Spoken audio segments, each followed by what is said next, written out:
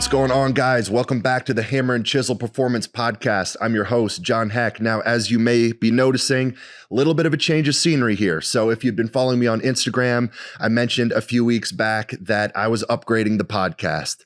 I want to continue to bring better and better quality content to you guys. I'm loving the podcast, and I really want to put my full effort into this thing. So shout out to my guys over at Burt Media. If you watch my YouTube channel, they're the masterminds behind the filming and the editing of my videos. And they were kind enough to let me come to their studio and use this as my podcast location. So anyway, the guest that I have on today, he is a guy who I've gotten to know here lately, and he's been giving me a lot of advice, providing a lot of wisdom to me on the business front. Okay, he is a very successful business owner. He is a coach of athletes and a coach of coaches, as well as a former powerlifter turned bodybuilder. So Paul Oneid, welcome to the podcast, man. Thanks, man. Thanks for having me. You make me sound old, all the stuff that I've done. Hey, man, it's a long resume of accomplishments, and you've come a long way. And I'm honored to have you as the first guest in the new studio. Oh, thanks, man. I'm happy to be here. It's been a pleasure getting to know you, and seeing the way you operate is awesome because, as you know, the online coaching space, it's changed a lot over the years, and there's very few true coaches involved in the industry. And so I'm open to helping anyone who wants to help people. I couldn't agree more. And you've already been an immense help to me. And you and I have talked a lot. And, I've spent the last 9 years of my career being a student of the game for coaching, the X's and O's of programming, nutrition, all of those things. But when it comes to being a business owner, when it comes to being full-time in the remote space, marketing, all of those different things, I am very much new to this game. So getting to learn from guys like you, getting to pick your brain and just continue to be a student of a new game, it's been a fun process for me, and I'm continuing to get better. And that's what I really want to go into in this episode with you. Now, you and I could talk all day about X's and O's of nutrition, bodybuilding, training, all of those things. And real quick, by the time this episode comes out, guys, I'll have already released my YouTube video where I collaborated with Paul for a training session. So you guys can go check out a YouTube video. He and I got after it in the gym. Now, he made me look like a baby. He was getting after it. He had a sweet leg day, was just getting after it on the pendulum squat, and I'm over there doing my upper body fluff and pump recovery week. But you guys can go check that out. But anyway, Paul, before we get into this, do you mind just giving a quick bio, background, resume for my audience? Absolutely. Yeah. So my name is Paul Oneid. I'm the owner of Master Athletic Performance. Myself and my wife own the company along with 5 other coaches that we have working for us. I'm also the owner and lead educator at Coaches Corner University, where we have a subscription-based continuing education platform. And I'd actually like to offer your listeners, if anyone is listening, we're actually going to be changing the model for the business coming up soon. But if you subscribe now and use the code podcast300, you save $300 off of a lifetime subscription to the site. So you get the lifetime subscription for $50. There's almost 200 hours of continuing education lectures on the site, and we are launching by the end of the year probably 4 to 5 continuing education courses over there. So that's my continuing education kind of wing of the business, and I also do business mentorship one-on-one and group setting with other coaches. I've been doing that for I think 3 years now, and it's been amazing.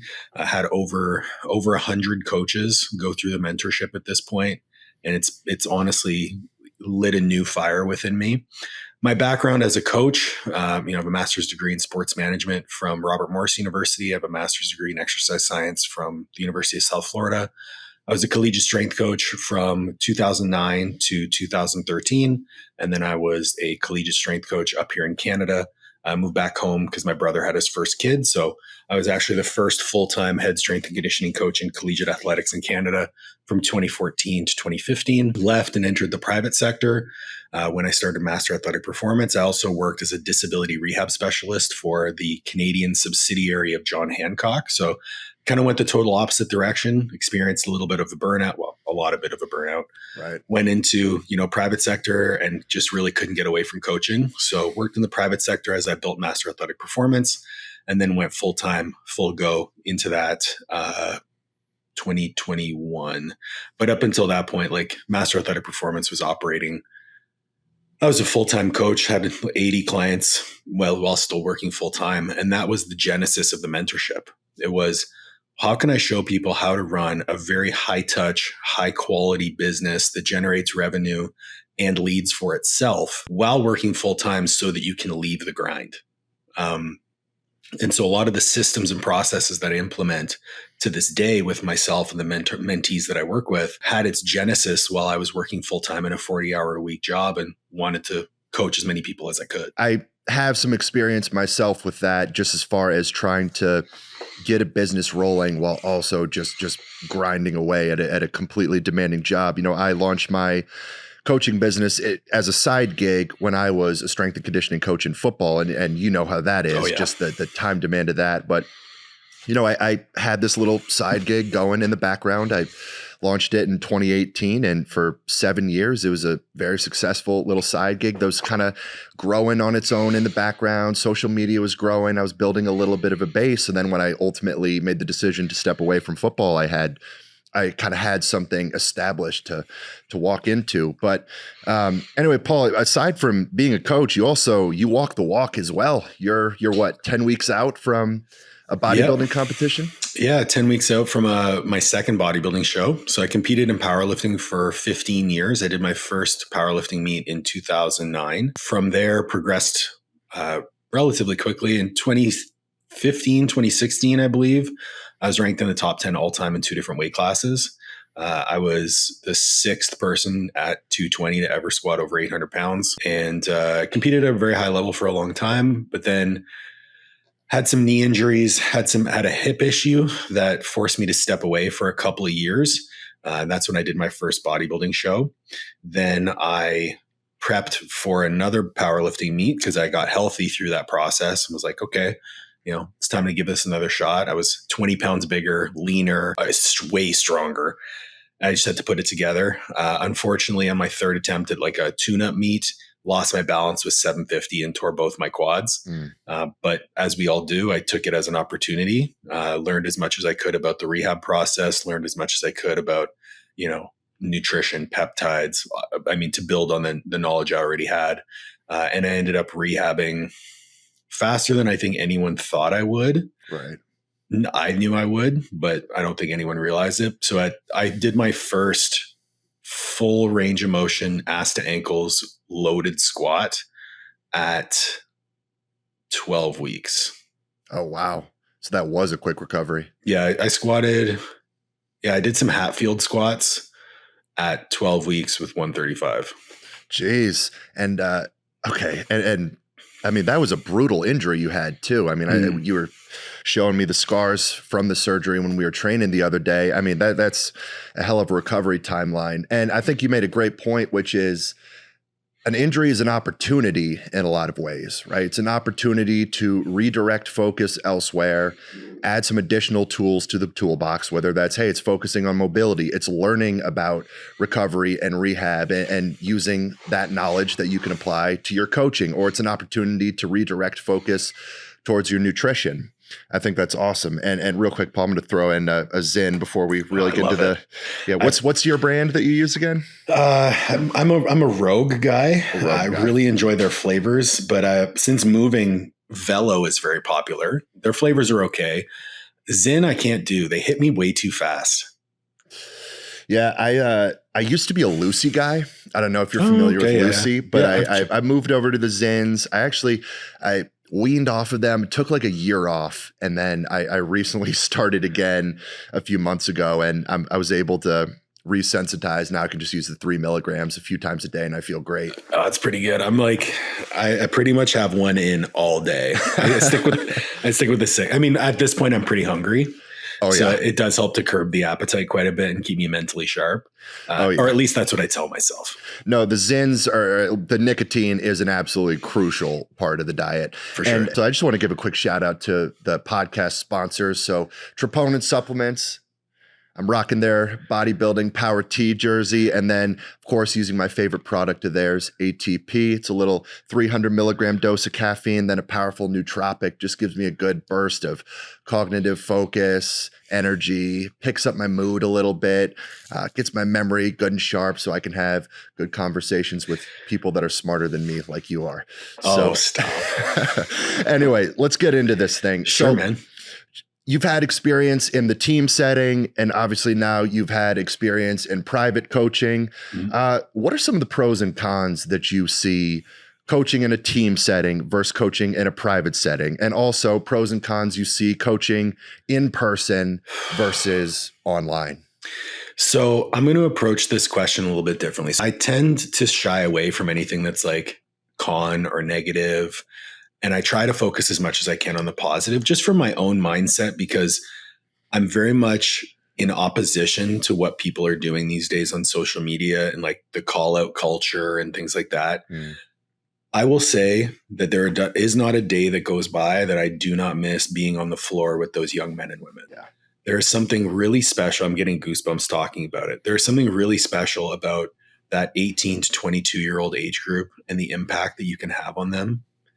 And by forming a relationship with them and showing them how much you care and showing them truly what they're capable of accomplishing, that is something I will miss forever. And I've tried to seek out opportunities to volunteer my time and things like that. And I'm hoping now that we moved with athletics being more popular, there's more opportunities for that. But that setting gives you all the tools that you need to be successful in the online space. So any coach who is on a gym floor with athletes all day long or on a gym floor with clients all day long will have an astronomical leg up on someone who doesn't have that experience, whether it be communication, creating buy-in, creating culture, understanding the individual and how their cognitive mindset like affects whatever the X's and O's are, adjusting on the fly, managing injuries and pain. And then if you go on the personal trainer side, that one-on-one communication, sales, being able to sell your product, that's one element that personal training has over collegiate strength and conditioning, I would say, because, as a collegiate strength coach, and even to this day, I'm not a great salesman. I will say that straight up. Like I don't quote unquote sell my product. I speak about it in a way that shows people the value, and I've learned how to do that, but I don't sell people on what I'm trying to do. And that's kind of the philosophy of my business coaching, so to speak. So when you're talking about skill sets, that person to person interaction that you gain on a gym floor, all you're doing is translating that into a different medium of online, whether you're using WhatsApp or a coaching app, or, I tell people to shy away from letting clients text them. I don't think that's appropriate at all. The way that you communicate, it's just through words, like typed as opposed to spoken. In many ways, you could still send voice notes or you could still send video notes, and you're able to relate to that person a lot better. The world of coaches now, I think many of them lack the ability to communicate, and because they've only communicated online.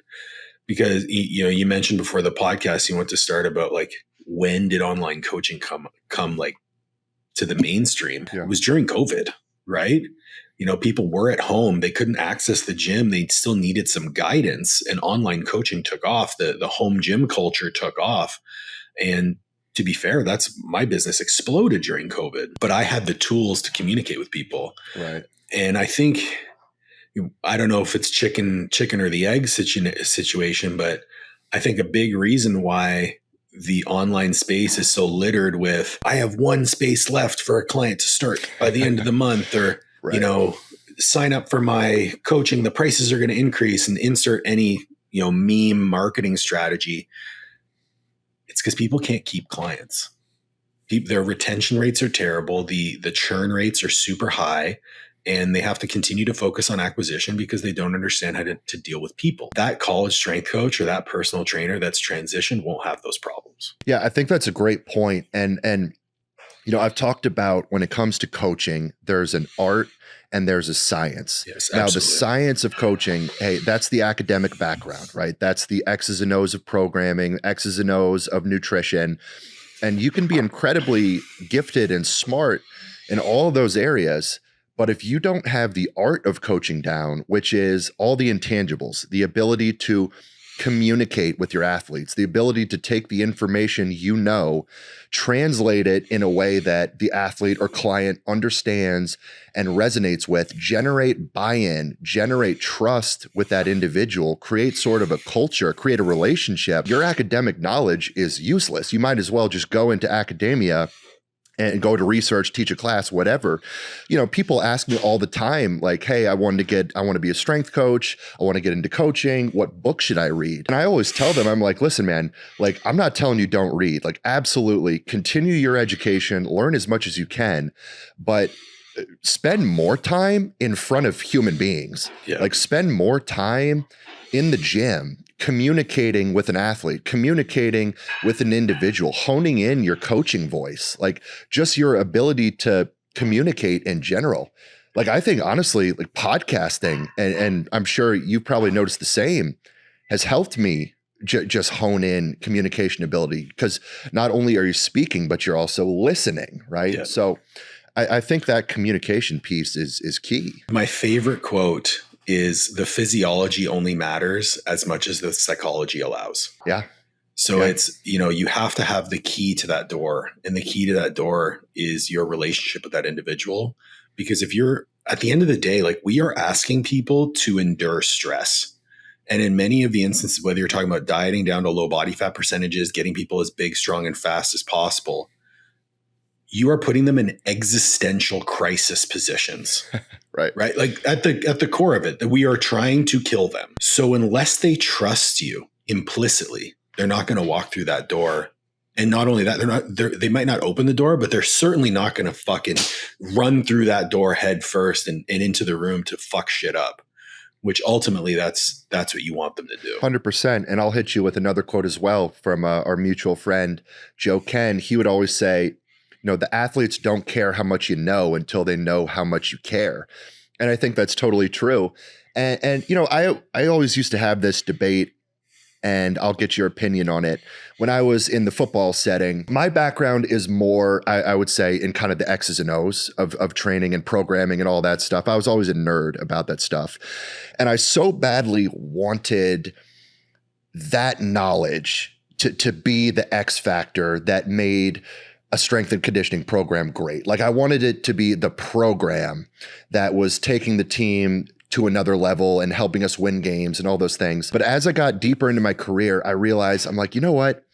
Like, as long as your program is sound, it's competent, what probably matters more is all the intangible factors, right? The culture you're creating, the grit that you're instilling, the accountability that you're instilling, all of those things that have nothing to do with the X's and O's probably go so much further in a football team, in an individual athlete, in a client. Yeah. Would you agree with that? I totally agree. And I'm laughing because I was talking to my wife this weekend about one of the stories that I've been very blessed to have some amazing mentors. It started off at the University of South Florida, working under Ron McKeefrey and more closely with Frank Wintrick, who is at UCLA in Virginia. And then I moved over to Robert Morris University and got to learn from Todd Hammer, Cam Davidson. Todd had this quote, and he said, we're a 1AA school. We're getting carrot cake, and carrot cake on its own is pretty okay. But it's not until you put that icing on that carrot cake, that really sweet cream cheese icing, that just, that's what's going to galvanize that carrot cake. Right. And he's like, some kids come here as pieces of shit, and we put icing on that piece of shit, and it's still going to be a piece of shit. I'm writing that one down. That's a good one. I love that one. Yeah. And oftentimes I think at those 1AA programs, the smaller programs, I feel like you tend to see better coaches because they're not gifted with the 5-star athletes. They're not gifted with the genetically elite that all the big programs get. At the smaller schools, you're dealing with less talented players. So your strength and conditioning program, in order to make a good impact, has really got to be on another level. You get that in like the smaller, 1A schools. Like, if you look at when I was at South Florida, South Florida was like the number 4 school because you're either going to go to Florida, Florida State, or Miami, and then you probably go to South Florida. Right. In North Carolina for football, I mean, you've got NC State, you've got Wake. You're missing a big one. You definitely need to open up with the University of North Carolina Tar Heels. That's what I mean. In North Carolina, you've got 3 big schools, right? That you're going to I just don't appreciate you leading with NC State. You know I'm a Tar Heel. Come on. Dude, I'm just saying. But so you have to know where the needs are. You have to know what you're getting. You have to know what kind of culture you're stepping into. I mean, at North Carolina, that culture kind of goes without saying. When you're stepping into the culture of the Tar Heels, you know exactly what you're walking into. At South Florida, we didn't have a culture. Yeah. You know, we're kind of just like underdogs to some degree. And I never saw that sort of galvanizing culture. Where at Robert Morris, we absolutely had that. Like we had this, like they knew that what they were representing was kind of bigger than themselves and that no one expected them to do well. And they came together over that. And it's the strength coach's job. And this applies to online coaching as well. So if you look at the coach as the linchpin in, we'll call it a health and wellness team, your strength coach, your nutrition coach is going to spend more time with you than your sport coach. They're going to spend more time with you than your doctor. They're going to spend more time with you than your athletic therapist, your physical therapist, your mental health therapist.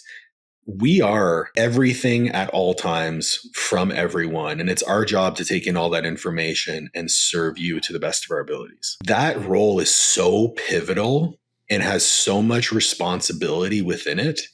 And I think that goes largely ignored these days. I don't know how you feel about that. No, I couldn't agree more. I mean, as a strength coach, you've got to be able to wear a lot of different hats, and the job goes so much further than just, like we said, goes so much further than just coaching squat technique and providing a good program. You know, when you hear from an athlete that's gone on, graduated, and years later they're, you know, reconnecting with you. I've never had an athlete come back to me and say like, "Oh, coach, you know, thanks so much for taking my bench from 315 to 350." It's always like, you know, thanks for pushing me. Like, you know, thank you for helping me reach a level I never thought was possible for me. Thank you for holding me accountable.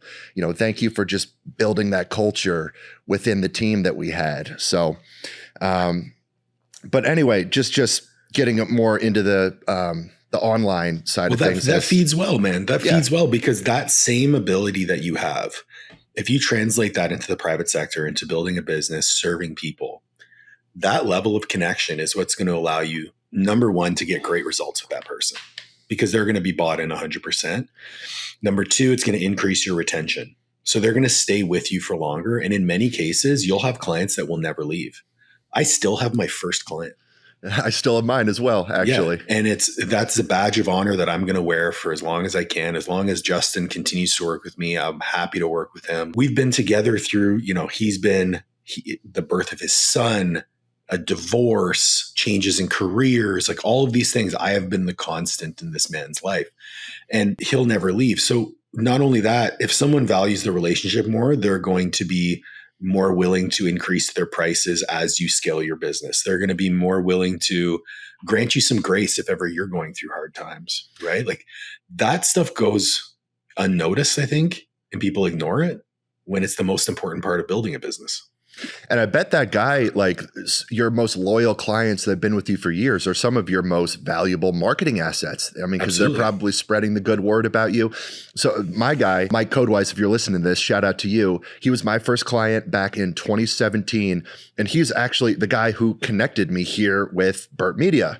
The reason I am in this podcast studio, actually. So, you know, it says a lot about you as a coach that you still have guys with you who have been with you for that long. But let me ask you this, Paul, is, you know, one thing about the team setting, you need certifications, you need a degree, there's a hiring process, right? Now, that's not to say that it truly is a meritocracy. We both know that there are many people who have climbed the ranks in sports performance because of the relationships they had, the connections they had. Oh, their buddy hired them. I've seen a million great strength coaches been passed over by lower qualified coaches because of things like that. But with that said, in the online space, there is no certification required. There is no hiring process, right? Is the barrier of entry too low? Are there too many unqualified coaches out there in our space? I have two thoughts about this, and they're both conflicting. So number one, if you don't have a certification, you lack something that is potentially going to bite you in the ass and ruin your whole life, which is liability insurance. True. So if you don't have liability insurance and for some reason someone gets hurt and blames you for it, you are up shit's creek without a paddle. You're broke and your life is over. Yeah. Okay. They're going to take your house. They're going to take all of your savings. You're fucked. Now, do I think certifications are beneficial? Yeah, they give you a baseline level of knowledge. Do I think you need them? No. But there needs to be some level of education above the fray. Like you need to set yourself apart as someone who is a subject matter expert. These days, that credibility comes in a lot of different ways. And again, like I personally am biased towards post-secondary education because I have 2 master's degrees. It'd be stupid of me to not recognize that I have a higher level of knowledge than most other coaches. It's also something that I leverage in my marketing to say like, hey, I have these, I have this thing behind me that says I know what I'm talking about. There's also a lot of I was going to say the R word. A lot of idiots who have that piece of paper too. So it doesn't set you apart. That being said, if you're not continuing your education informally, seeking additional courses, mentorship, going to different webinars or trainings, you're going to shortchange yourself and ultimately you're going to shortchange your clients. The bar being low, that's an interesting comment because you are worth whatever someone's willing to pay you. And I firmly believe that. So if I want to charge $1,000 a month for coaching, I know that I'm worth it because I had a client pay me $1,000 a month at one point. I have multiple clients on my roster who do multiple services with me. So their revenue per month into my business is over $1,000. So I know that what I offer them is worth $1,000. With that said, you still get the grifters who are going to sell Jane and John, so-and-so Gen Pop person, on a sham service with templated programs. It's up to the individual paying the money to educate themselves on what they're actually buying. I think now more than ever, they have the opportunity to do that. Whether they take that opportunity, I still see it happen. So in other words, you're almost saying, hey, maybe the problem isn't that there are these unqualified coaches. Maybe the problem is that the consumers are just a little too naive at times. I think that's a big issue. And the only way to combat that is with better information. Sure. So guys like you, guys like me, I don't have a large following. We've spoken about this. I don't have a large following, but I know that the people who are following me are actively engaged in my content and want to listen and want to pay me money, which is, at the end of the day, what marketing is for. If we can drown out the bad information with good information, we're going to be setting ourselves apart. It's really tough though, because there's always going to be somebody who's going to be trying to sell something, be disingenuous, nefarious almost. Like we've seen so many nefarious figures in the social media world of fitness ultimately get uncovered or, get found out for their practices, but they still made a lot of money before getting found out. Yeah, I was going to say, I think, social media is obviously a huge catalyst and important tool when it comes to online coaching. And, when I see bad coaches climbing the ranks in the team setting, I often attribute that to, hey, that's, leveraging friendships, relationships, nepotism, that sort of thing. When I see bad coaches having massive success in private coaching, in online coaching, it's often because they've just done a great job of leveraging social media, right? They build up this huge following, or they just create kind of this online persona that ropes people in, only to find out that the actual coaching service behind the veil is not what they were advertising. I see social media as sort of I know you said you don't like the pros and cons, but I see it as, hey, on the one hand, now everyone has access to a ton of information, which can be great. I mean, I don't think I would have half the clients I have if it wasn't for social media for a lot of my marketing. But on the other hand, there's also tons and tons of bad information circulating out there. So let's get into the social media aspect a little bit. Can I ask you a question though? Yeah, before please. we jump forward. You said when you see bad coaches achieve success, how do you define success? Well, I guess I would, if we're talking about the team setting, we're talking about the guy who has social media. Like, we'll switch out of that. Like, sure. let's shift into online coaching, private sector. When you say, when I see bad coaches having success, how do you define success? Because success is what they show you. That's a good point. I guess I would define it as the coach who has just made tons and tons of money. Right. And you mentioned it earlier, kind of that just super high churn system, just bringing in hundreds and hundreds of clients and then just losing and losing and losing hundreds and hundreds of clients. I mean, you look at some of these guys, I'm not going to, call people out by name, but there's some accounts out there with 1 million plus followers and they're just, I mean, they can bring in 100 people on any given day and making, I'm sure, easily $500,000 a year, if not $1 million or more. So in this context, I would define success as, just the financial aspect, although I'm sure you and I would define what does it mean to be successful as a coach differently. So the reason I asked that is because I met a guy recently who was generating $1 million gross a year. Yeah. His take home was 90,000. What? How? Where was all the money going? Ads and marketing. Jeez. So if anyone's listening, before you play the comparison game, you have to understand that what people show you on Instagram is what they want to show you. They're not going to show you behind the curtain. And so if all you see is followers and all you see is, blinged out watches and cars and blah, blah, blah, that's cool. He's probably renting those cars, and he might be swimming in debt. There might be, marriage issues. There's a lot of stuff going on behind the scenes. So your definition of success needs to be core to your, that definition of success needs to filter everything that you look at, because the comparison game kills you. No, it's a great point. And that's why, I always try to brag on my clients. Post post transformations, just show some of the success stories of people who are working with me.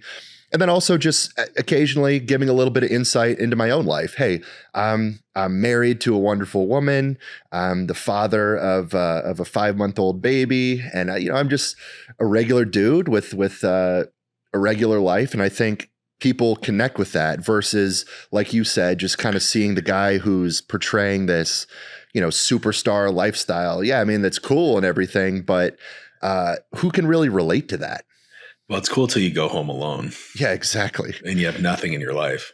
Anyway, exactly. I digress. Guys, thank you for tuning in and supporting the podcast. I just wanted to take a minute to give a shout out over to my guys at Troponin Supplements. So they're the sponsor of the podcast. And in my opinion, they carry the best supplements on the market, and it's not even close. And they're the one company that I've wanted to align myself with. As a nutrition coach working with NFL football players, other professional athletes, strongman competitors, bodybuilders, powerlifters, fitness enthusiasts, endurance athletes, I have to be very particular about any supplement company I endorse. And with Troponin Supplements, frankly, it was a no-brainer. These are the products I've been using myself for the last few years before I ever became involved with the company. I know the owner personally, Justin Harris. He is one of the brilliant minds in the bodybuilding industry. And we've talked, and all he has wanted to do is just bring some of the elite top-of-the-line products to the market. And that's what he's done. So these are the products I recommend and endorse to all my athletes, all my clients. I use myself. And I want to pass this along to you guys as well. So I'm going to highlight a couple products here. First and foremost, We've got the ATP. This is a high dose of caffeine paired with a very powerful nootropic. I take this before work. I take this before I podcast. This is going to give you a great boost in mood, in focus, memory enhancement. You're just going to feel like you took the Limitless pill when you use ATP. It's an effervescent tablet. You drop it in your water, it dissolves, tastes great. The next product, Field Rations. This is the premier intra-workout supplement on the market right now. It's a one-stop shop for all your intra-workout needs. It's based in highly branched cyclic dextrin, contains essential amino acids, electrolytes, tastes amazing. I use this within every training session. Then we've got the Suppressor Max. This is awesome for controlling your blood sugar. It's got a high dose of berberine, but then has complementary ingredients that are going to keep the berberine bioavailable and stay in your system longer. This is the best blood sugar product on the market. If you're bulking, if you're eating a ton of food, if you're using a cheat meal, this is a great product for you. And then finally, I love this one. I've always had sleep issues. Hit the Rack. This is one of the best sleep products I've ever tried. I use it about 30 minutes before bed most nights, and this has been the one supplement that has actually helped me fall asleep and stay asleep. And then, of course, we got the Troponin T logo bodybuilding jersey and the hat. We've got great apparel on the site. So guys, check out Troponin supplements. You can find the link in the show notes in the bio, or you can simply just Google Troponin supplements. Use code HECK, capital HECK, at checkout for a discount. Check them out, guys. These are some of the best products on the market. You made a point about social media about, hey, you don't necessarily have a huge following, but you've got a very successful business. And I've always said there's different types of content out there. There's content that gets you followers, content that gets you engagement and clicks. And then there's content that actually turns viewers into clients, turns viewers into customers. And I mean, I've got a decent following on there, but it's not like, a lot of those people are not clients of mine. I built some of that up with my years in football, just built some of it up being a little bit of a spectacle with lifting. A little bit of a spectacle.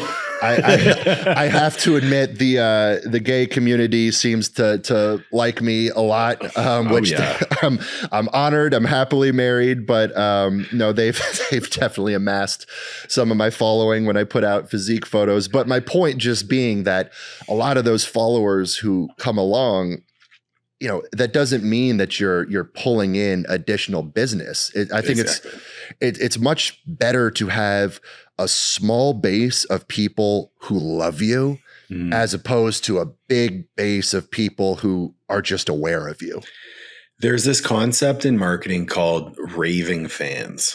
So if you can amass 100 people who absolutely love you, will share everything you do, engage in all of your content, will sing your praises loud and far, it's impossible to fail. Yeah. That's 100 people.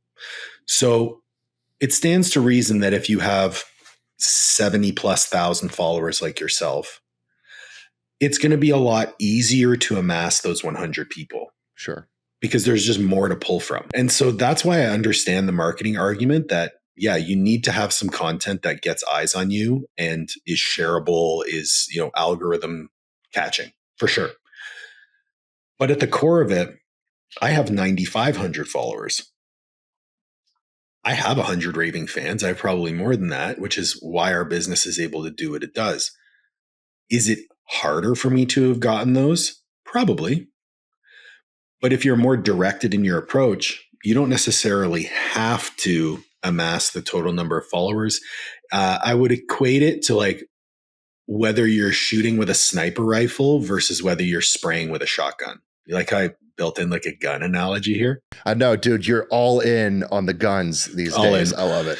Don't do anything halfway. I've been here for 3 months. I've been here for 2.5 months now. I have 4 guns. So it's great. It's a sniper rifle versus a shotgun spray. Right. I'm totally fine to be that sniper rifle because for me and the way that I like communicating, it suits more towards a sniper rifle approach. We had this discussion. You have a great balance between you have that shotgun approach where you can put out a post that's like maybe some crazy physique post or, just funny, showcasing your personality that will catch the algorithm and it's great. But you also couple it with you sitting at your table giving a scientific explanation of a concept, or you sharing progress photos. So the easiest way to conceptualize this for the listener is, in the perfect scenario, you're going to have content at the top. We call it a funnel approach. So you're going to have content at the top of your funnel where it's widest, where you're trying to reach the most amount of eyes. And the goal with that content is for people to give you permission to talk to them. And they give you permission to talk to them by pressing the follow button. As soon as they follow you, they're now into the middle of the funnel, where you have permission to speak to them in a way that is more nuanced. You're trying to get them to raise their hand. They raise their hand. They say, hey, that resonates with me. That's a problem that I have. Oh, John has a solution to that problem. I'm going to listen more. And the more time they spend in the middle of that funnel, they're going to start going around and they'll get to the bottom. The bottom is when they're ready to purchase from you. That's when they're ready to click on the link that you post in your stories, or the link in your bio, or they answer the calls to action in your posts. And so if you look at like a funnel, you've got the entertaining, eye-catching spectacles at the top. Back when I used to squat 800 pounds, I post one of those, following goes up. I don't do that stuff anymore. I can still capitalize on like the physique stuff because I'm, almost 40, I'm 230 pounds, and I'm shredded right now. So like, cool, I'll post that stuff. But most of my content's in the middle of that funnel. It's getting people to know me, like me, and trust me. So for me, the middle of the funnel, that's where the magic is. That's where I'm able to showcase my knowledge. That's where I'm able to showcase the more nuanced concepts that I like to talk about. And then periodically I'll post a link to a lead magnet, or post a link to an offer that I have, call booking links, things like that, just to convert those eyes into paying customers. And does that mean that I get a lot of response on those bottom of the funnel people? Nope. I probably get, if I post a link to a consult call, or I post a link to an offer that I have, I might get 3 or 4 people that click it. But guess what? Because I've nurtured them so much, my close rate's 100%. Yeah. And I think people can get sort of roped into this trap where, they have certain content that gets tons and tons of engagement, but it's surface level. But then they put out something that's deeper, has more substance behind it, and it gets a fraction of the engagement. And you can see that. And if you're too focused on the social media analytics, the engagement, you might get turned away from doing the stuff of substance and get more drawn to that dopamine hit, that quick positive reinforcement. Oh, I got to go more in the stuff that's getting views, that's getting likes, that you might put out a post, and I think you mentioned it to me the other day in person. You might put out a post that gets like, 50 likes or something like that. But those are 50 people who are legitimately listening and absorbing the information that you're giving. Those are the people who are potential clients. If I post a picture of me highlighting the abs and I get 3,000 likes, well, it's like 2,990 of them, they just think, oh, abs, cool, it looks awesome. But they're not somebody who is really looking to work with me or anything like that. And I think something with you that's important, that works for you, is you're genuine to who you are. Yes. And that's very clear in the way that you portray yourself, is you're being very sincere. Like I felt like before I met you in person, I felt like I sort of knew you because I watched some of your podcasts. I'd seen the content you were putting out. And then lo and behold, I met you in person and you're the same dude, right? There was no front there. Which is a huge compliment. Thank you. Yeah, no. And I think with me, like when it comes to some of my more entertaining type content, the physique stuff, that's stuff that I just genuinely like doing. Like I've always loved just content creation. I've always loved kind of improv comedy type stuff. And I got into social media in the first place, not to use it as a marketing tool, but because I was a lifter. I was into the bodybuilding. All my friends were lifters too. And it was just truly social media. It was just, a way to just kind of share my hobby with my social circle. And then I started to notice like, oh, actually people are kind of into this stuff and I can actually leverage this a little bit as a marketing tool as well. Absolutely. It'd be silly not to. Yeah, exactly. Well, let me ask you another question, just philosophical one. Ooh. Do you think that you need to have a background yourself as, if you're coaching nutrition clients, if you're coaching bodybuilders, if you're coaching lifters, do you need to have some level of a background in that yourself? In other words, to be a good nutrition coach, like, do you need to be jacked too? To be a coach who's working with powerlifters, strongman, whatever, do you need to be strong yourself? How important is your own skin in the game, in your opinion? I am very biased to having a lot of skin in the game. Right. And there's a few reasons for that. The old adage, you wouldn't hire a broke accountant. Right. I wouldn't hire a fat nutritionist. I just wouldn't do it. A great question for people to ask themselves is, would you hire you on first look, right? No knowledge of who you are. You look yourself in the mirror, it's like, would I hire me to do the job? That's a pretty telling. If you can't answer a resounding yes to that, well, there's some changes that you need to make. Do you need to be jacked? No. Do you need to be, a world-class strength athlete to coach people how to be strong? No. Do I think you need to be the fastest person on earth to coach people on how to be fast? No. And we've seen that time and time again. Bill Belichick is not Tom Brady. Right. What I will say is that you yourself should be striving to be the best version of yourself. So you should be striving for some level of personal excellence in your own journey, whatever that looks like. I've worked with a number of coaches who are phenomenal coaches who didn't necessarily look the part, but they're coming from various backgrounds and serving a different population where their background is actually more suitable to the population they're trying to serve, because great way to conceptualize this. So if you looked at where you were when you started versus where you are now along a spectrum, ultimately the people that are going to come to work with you are going to be somewhere along that spectrum because they want to get where you are. So if you are a little softer physique and maybe not super strong, but you're portraying someone who is physically active, balances a family, is able to, prep their meals and still train and be the best version of themselves, you're going to get clients who want to do that. Right. Does it make it easier? The fact that I have, 11% body fat and I'm 230 pounds to get nutrition clients? Yes. So it's not going to hurt you, but I'm big on the skin in the game for me is more so your own personal journey. If you're not showcasing that you are the product of your product, no one's going to buy it, because ultimately when they press purchase, they're not purchasing your service, they're purchasing you. Yeah. And I think that's a good point, because I feel like for me, at times my image has almost worked against me with a certain crowd because for a couple reasons. One, it might be sort of this intimidation factor. Like, let's say it's a general population individual.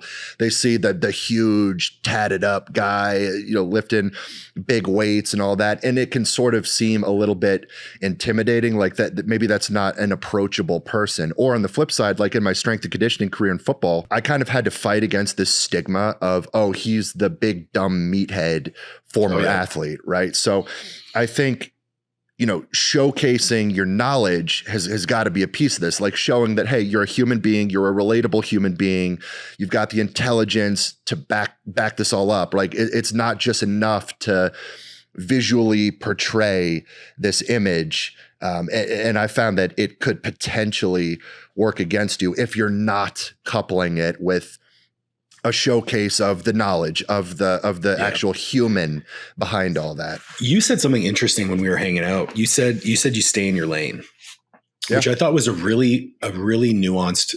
It was a very simple comment, but there was a lot of nuance behind it. So let's take you and I, both big, strong, jacked, tatted guys.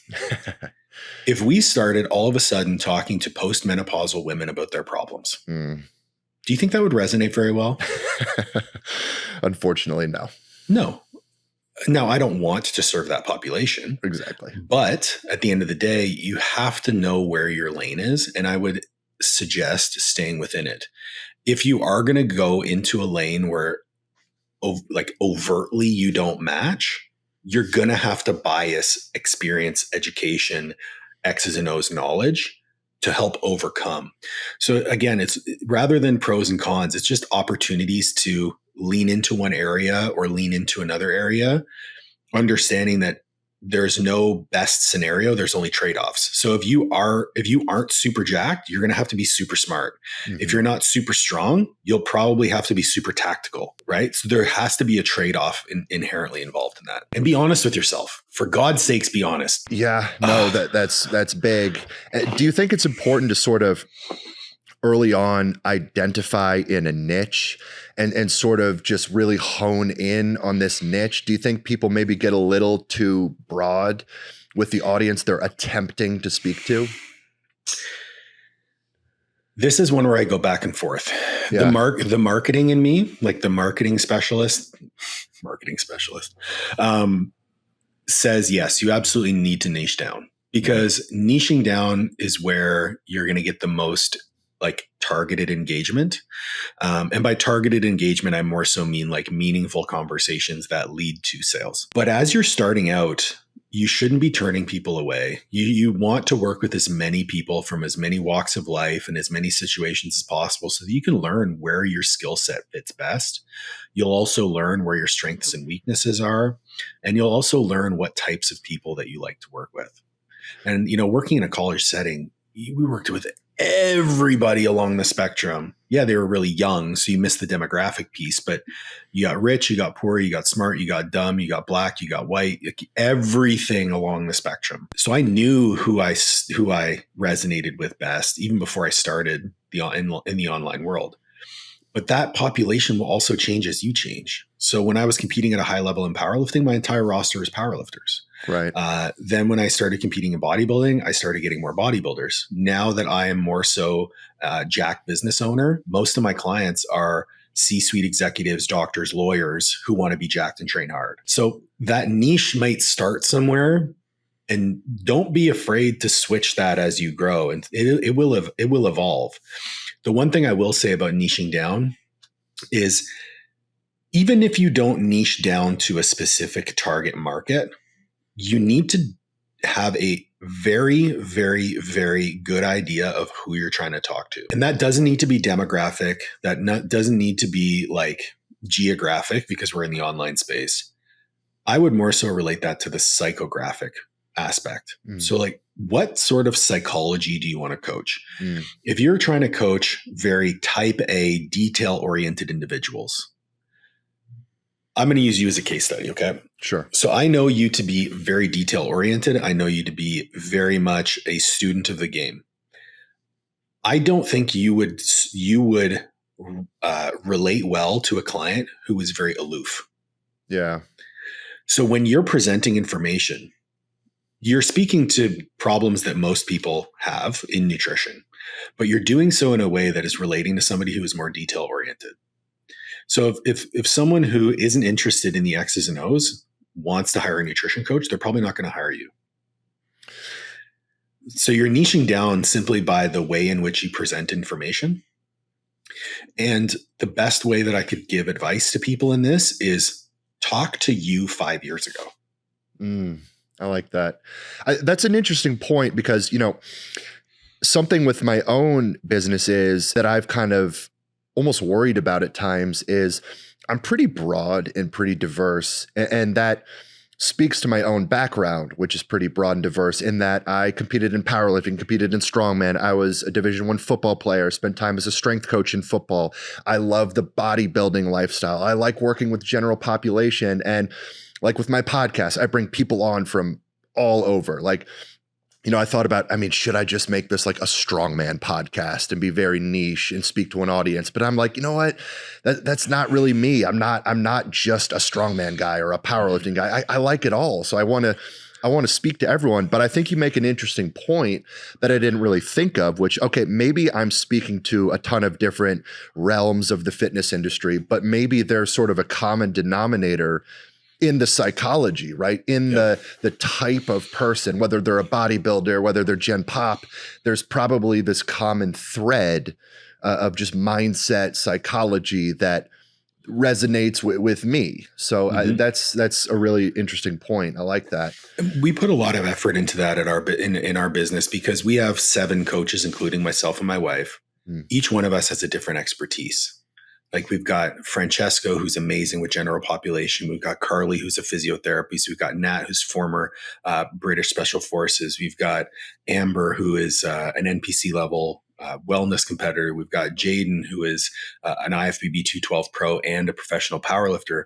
Like, so much broad diversity, but there's one common denominator amongst all of our clients is they all view training and nutrition as a vehicle for personal development. So all we talk about when it comes to training and nutrition is how it can be used to develop you as a human being. Right. And that's allowed us to create an identity around our brand so that we as individuals can also have our own identities.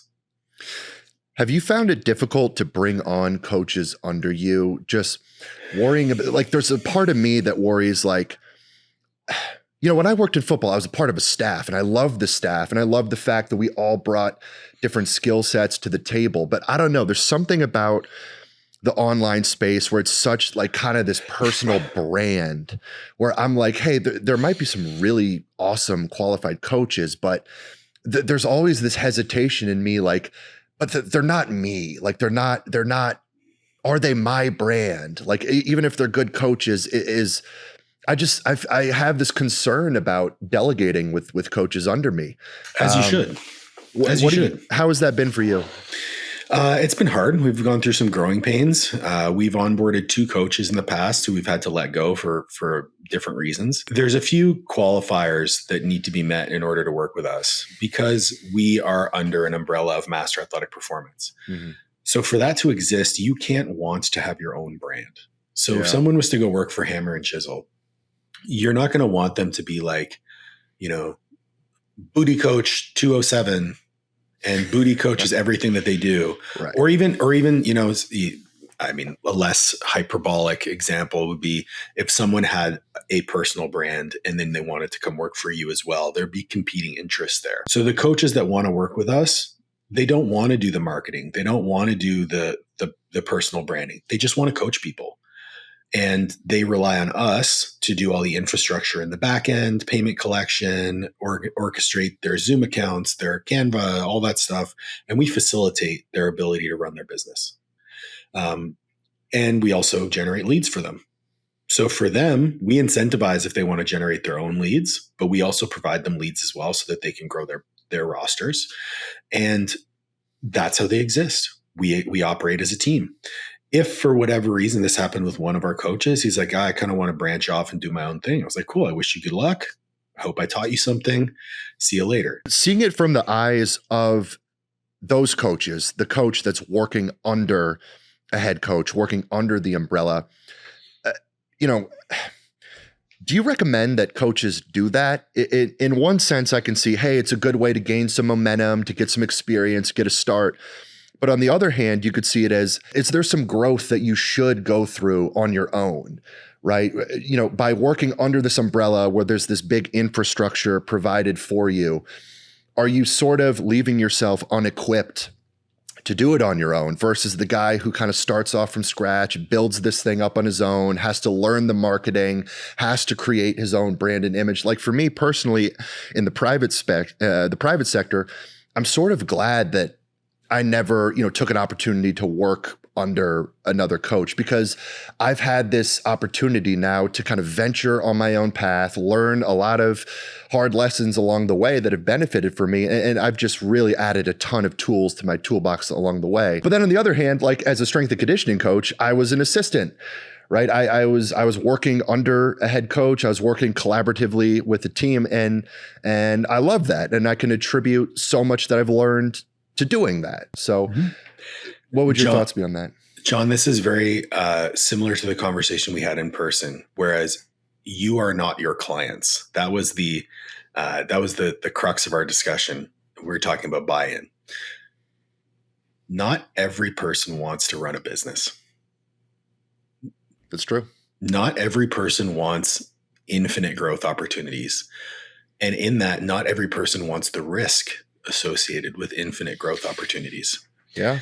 All of our coaches love coaching. They love helping people. Not a single one of them wants to operate on their own and go through all the headaches and the growing pains and all of those things. They just want to coach their people and live their lives.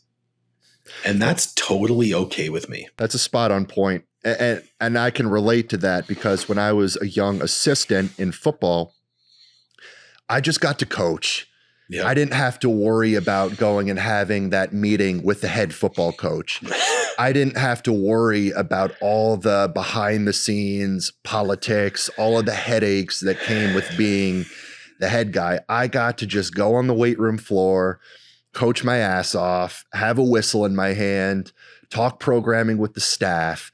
I didn't have to lead the recruiting presentations. I didn't have to do so many of those other things that come with being the top dogs. I think that's a great point. You hit the nail on the head with that. So let me ask you this. How do you get started? If someone's looking at, they want to be an online coach, they want to start a business. It's a pretty saturated market out there. How does one get started down this path? Well, number one is work for free in some capacity. And so when I wanted to be a collegiate strength coach, I looked up online. I said, who won collegiate strength coach of the year last year? And I went and I worked for that guy. And, it just so happened to be at South Florida with Ron. He hooked me up with Frank. I worked under Frank. And then I was able to start my career. My best advice would be, number one, work in person with people. Okay, go get on a gym floor and learn how to coach. And the only way you're going to learn how to coach is to be in front of people. Number two, start operating some sort of online business. So take on a remote client, whether it be a friend or a family member. I say work for free, but what I really mean is work for cheap. Right. Because there has to be an exchange of funds or else people won't take it seriously. That could be $50, could be $25. Actually, great idea here if someone wants to steal it. Olivia's mom came to her and said, hey, I want to pay you for coaching. Liv said no.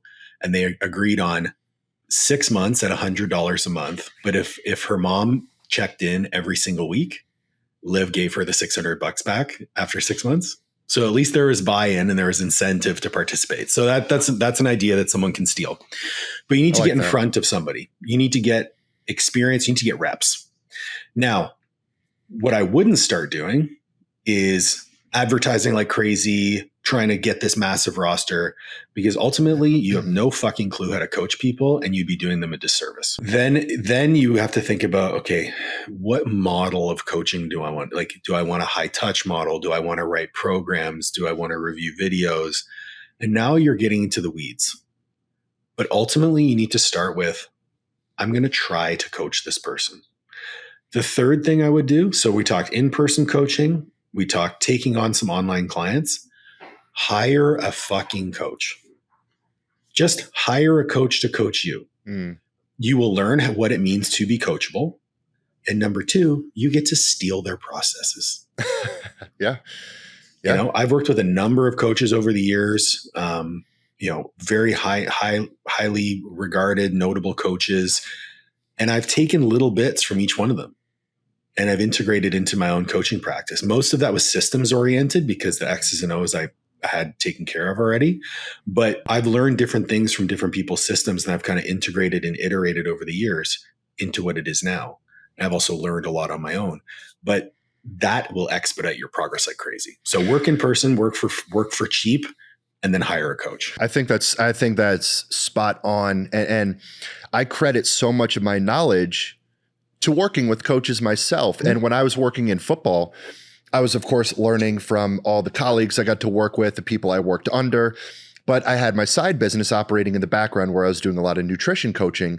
And I just hired, like you said, my own nutrition coach to work with. Number one, it was an opportunity for me to just take my mind off of my own programming, let someone else handle it. And I got great results.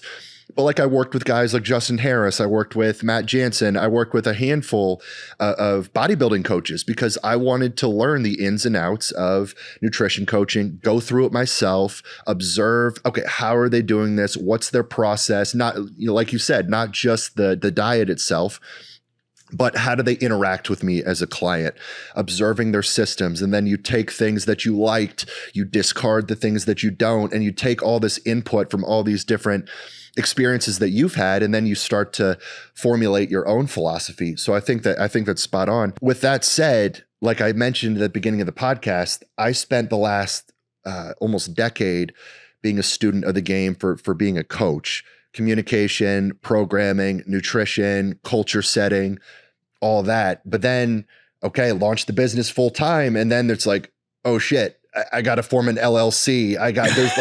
There's all of this just business side that you realize it's like, okay, I have not spent a whole lot of time learning all of this. And I had a pretty good foundation with social media. So that was very helpful from a marketing standpoint. Let's say we're dealing with someone who, okay, they're a decently experienced coach. Now they're new to business.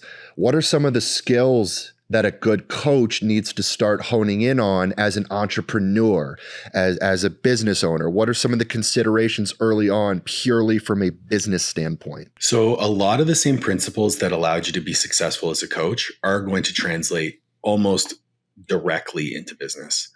The first one being tracking KPIs or key performance indicators. You should know how much money you're making. You should know where that's coming from. You should know what dates you're being paid out. You should know whose payments are late, etc. You should have a system involved for payment intake. You should also have a system involved for tracking expenses. Money is going to be the cause of and solution to all of your problems in life. Okay, right away. Manage your money. Be smart. Hire a financial planner. Have an investment strategy, get life insurance, have a 401k, do all the adult stuff. Do not go into debt for your business. Okay. I'm just going to throw that. Do not go into debt for your business. Now, once you've got some KPIs in place, you know where money's going. The next would be identifying where your areas of deficit are. So people are going to have different problems at different stages in their business. Your business is 6 months old. Your business also makes way more money than most people who just started out 6 months. So you're going to run into different problems than that person who's on the other side of things grinding. Not to say that you're not grinding, but just use that word. So as your income goes up, there's going to be problems that exist at every doubling of your income. So you're going to have different problems at 100K than you did at 50. You're going to have different problems at 250 than you did at 100, 500, etc. And at every interval along that doubling, something's going to break. You don't need the fanciest business systems at 100K than you do at 500K. To put it into I don't mind throwing out numbers because I think it's great for transparency. Our business did $500,000 before I even had a CRM because we were great at providing service. Yeah. So that's going to be next. It's like, understand what's going to break where your needs are. If your goal is more lead generation, okay, where do you generate leads? You're going to generate leads from social media. You're going to generate leads from an email list. You're going to generate leads from content in general, blog posts, things like that. So you need to build your email list and you need to get better at producing content at more volume. Cool. So that's where you need to invest your time. If your issue is service delivery, meaning you're not retaining your clients or they're not getting great results, I would venture that most of your marketing problems could be solved by improving service. So I'm a very service biased coach. I always put people over profit. And the reason for that is because people equal profit. So serve your people to the highest level of ability. If your retention rate's very low, look at your service. How are you engaging with people? How are you relating to them? How are you getting them to buy into the process? How is their adherence? All of these things can be fixed with systems. You and I had a great conversation about that. The problem with service delivery often falls back onto, I'm not giving them what I would expect. And at that point, it's just coaching. Be a great coach. Yeah.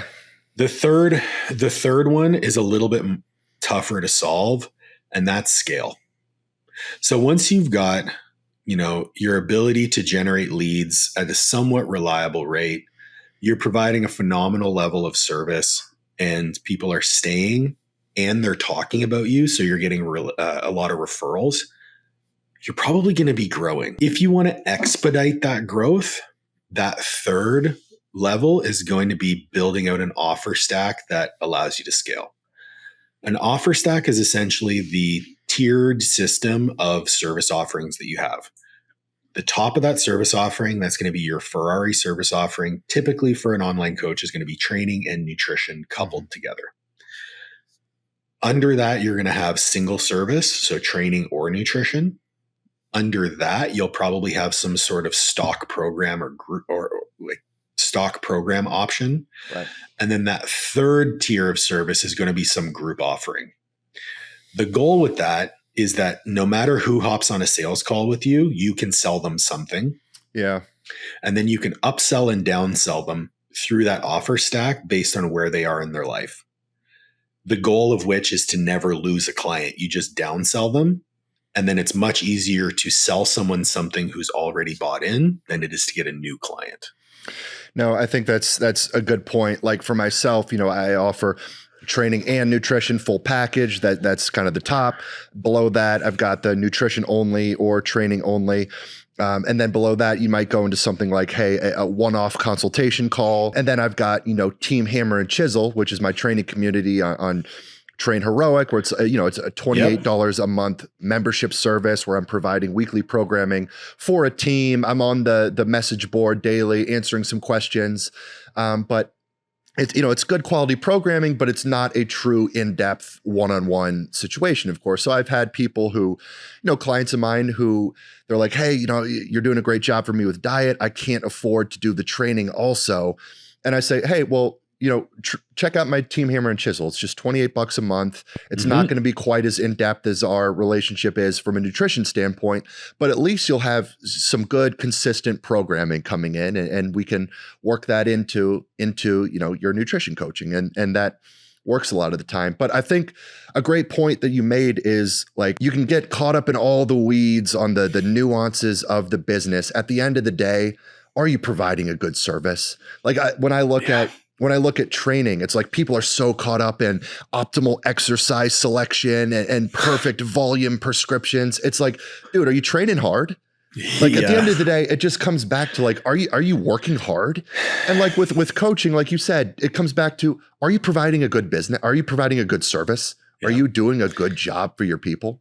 The easiest example to give to people is like, if you had 10 clients and each one of them loved you and were so happy with your service, and they each told one person, you just doubled your revenue. Yeah. So just do that all the time. Like it's so simple to just do that.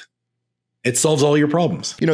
After talking with you the other day, and I've always worked hard to give a good service to my people. And I was spending a lot of time thinking like, man, I'm new to the business side. What do I need to be doing for email lists, this and that? And then I was like, you know what? Let's take some of this mental focus and just put a little bit more of that mental focus and effort into my people. Mm-hmm. Like, and let me take this hour that I was spending worried about, being stuck in the weeds. Let me just take an extra hour per week and just pour it into my current clients. Like just going a little bit of a step further when it comes to my update with them. Hey, maybe I'm asking, how's everything going on in your life? Yeah. Maybe I'm just reaching out to a client who the other week mentioned that they were going through a tough time, and I've found way more fulfillment and gratification in doing that. And you know what? I sleep better at night. Like I can go to bed, rest easy knowing, hey, I did a great job for my people. I gave 100% to my people. And, maybe if I didn't spend all that extra time dialing in the perfect marketing strategy and digital ad, like, fine, I can live with that. But I want to just be great at what I do for my people. Well, there reaches an inflection point in your business where ultimately that shit matters until it doesn't. And this is where I think a lot of people will fight back against me with that. So let's just use, for example, so you mentioned how many clients you have. We won't say what that number is, but say your total number of clients is 50. I'll use mine. I have 43 clients right now. And the reason I only have 43 clients is because I have other businesses that I run. Right. I want to make sure that my 45 is my cap. So when I reach that 45 cap, I don't onboard any more clients. So does lead generation matter? No, because my roster's full. Yeah. Am I still going to be putting out content? Absolutely, because it's part of the business model. It has to be always running. But I'm not going to be doing any sort of, ramping up, posting links in my stories. I'm not going to be doing any of that extra stuff. I'm just going to be posting content. And at that point, if lead generation isn't a priority, why should I put any more effort into it? Right. I'm just going to focus on service delivery, because I know that if I focus on service delivery, I get referrals, so that if I do so happen to lose a client, I can fill it right away. Exactly. And so once you have to be honest with yourself about what's your top level of client. Like, how many clients can you truly handle? Now, if I was just doing nutrition coaching, I could handle a lot more clients because it's much less touch points. Right. Versus the majority of my clients have training. So that means if they're training 3 to 5 times a week and they're sending me 3 to 5 videos of each one of those training sessions, and I have, for the ease of calculation, 50 clients. 50 times 5 times 3. That's a lot of videos. So am I going to be able to serve more than that many people? Probably not. And that's okay. Right.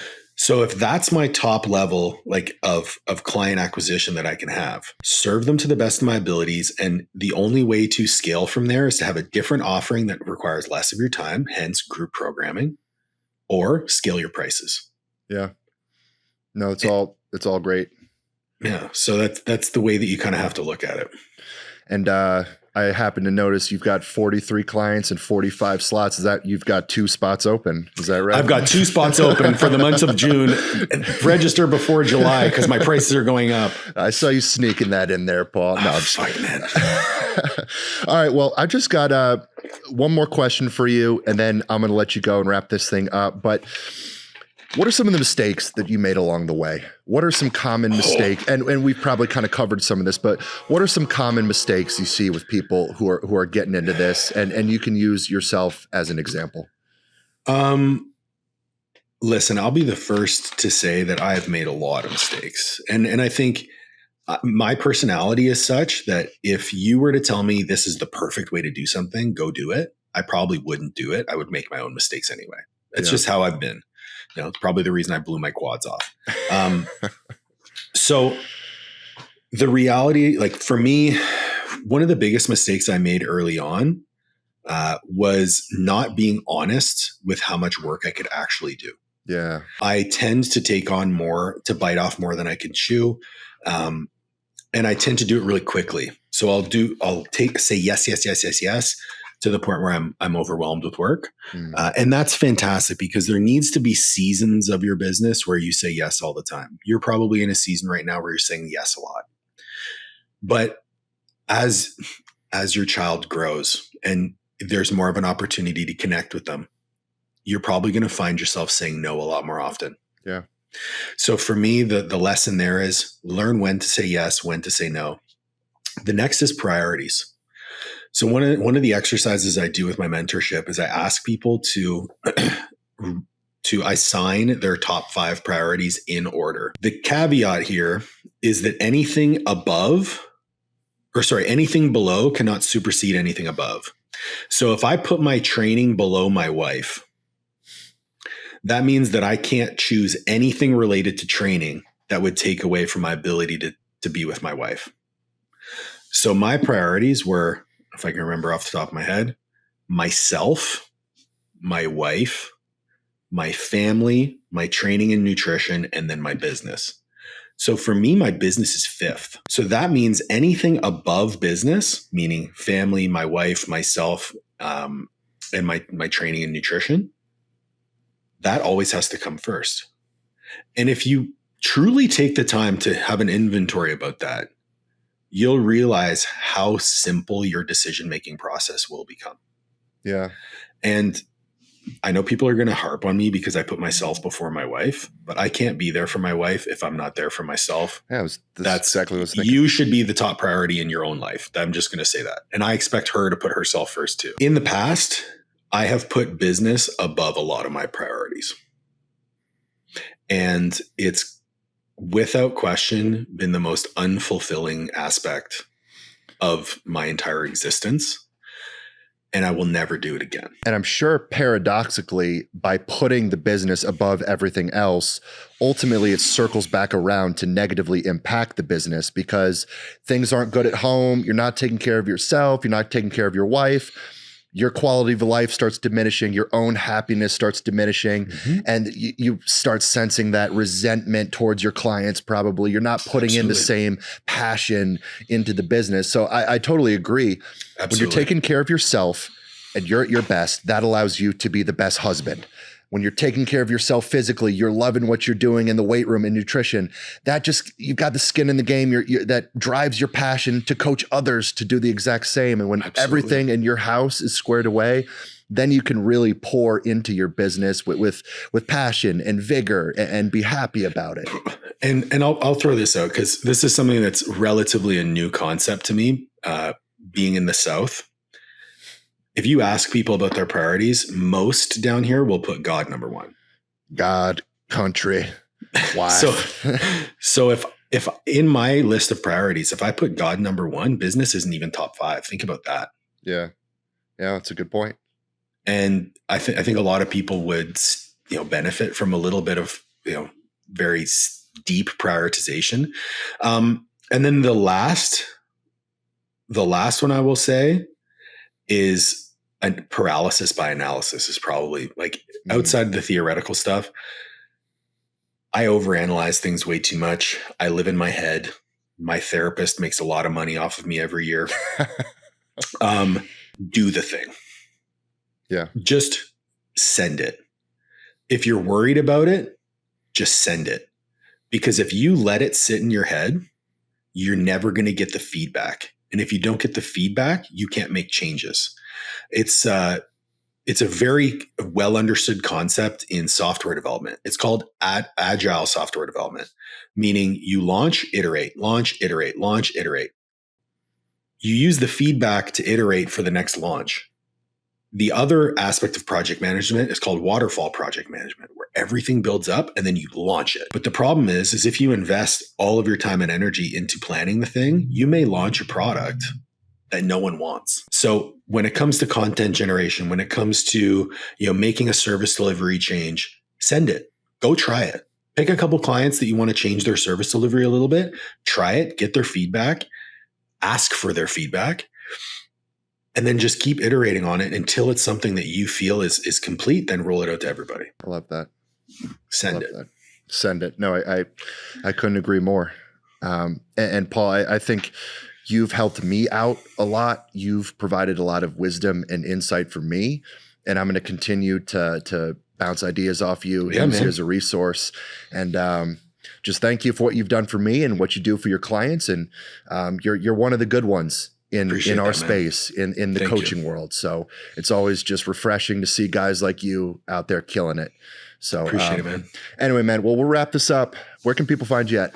So you can find me on Instagram at Paul Oneid. You can find me on, with Coach's Corner U at Coach's Corner U. That's my podcast as well. John, joined me for an episode a couple weeks ago. It was fucking awesome. www.masterathletic.com if you're interested in coaching. If you're interested in mentorship, www.coachescorneru.com/mentorship.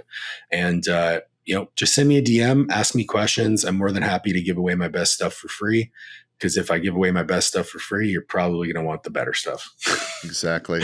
And guys, if you want to see more of Paul and I mentioned it, you can check out my YouTube channel. We did a collaboration lift the other day. By the time you're listening to this, that video will already be out. And then you can find my website, hammerchiselperformance.com. I have my coaching services, ebook, programs on there. You can shoot me a DM on Instagram. And then I encourage you guys, join Team Hammer and Chisel. I'm providing weekly training programming through the Train Heroic coaching app. It's affordable, just $28 a month. You can find that link in my Instagram bio. And of course, stay tuned for episodes of the Hammer and Chisel Performance Podcast, dropping every Tuesday. So Paul, thanks so much for coming on, man. My pleasure. Thanks for having me. All right, brother. We'll talk soon.